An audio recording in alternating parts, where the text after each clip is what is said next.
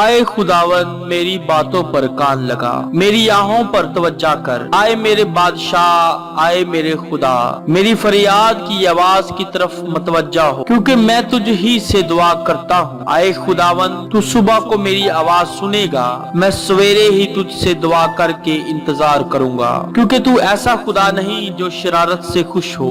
बदी तेरे साथ नहीं रह, घमंडी तेरे हजूर खड़े ना होंगे। तुझे सब बदकिरदार से नफरत, तू उनको जो झूठ बोलते हैं हलाक करेगा। खुदावन को खूनख्वार और दगाबाज आदमी से कराहत है, लेकिन मैं तेरी शफकत की कसरत से तेरे घर में आऊंगा।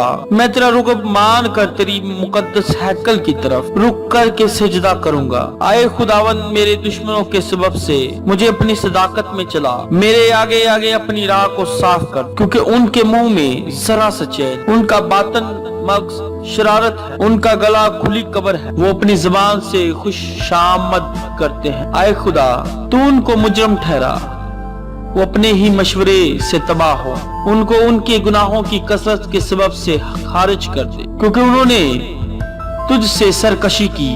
लेकिन वो सब जो तुझ पर भरोसा रखते हैं शादमान, वो सदा खुशी से ललकारे, क्योंकि तू उनकी हमायत करता है। और जो तेरे नाम से मोहब्बत रखते हैं तुझ में शाद रहे, क्योंकि तू सादक को बरकत बख्शेगा। आए खुदावन तू से करम से सीपर की तरह ढांक लेगा। आमीन।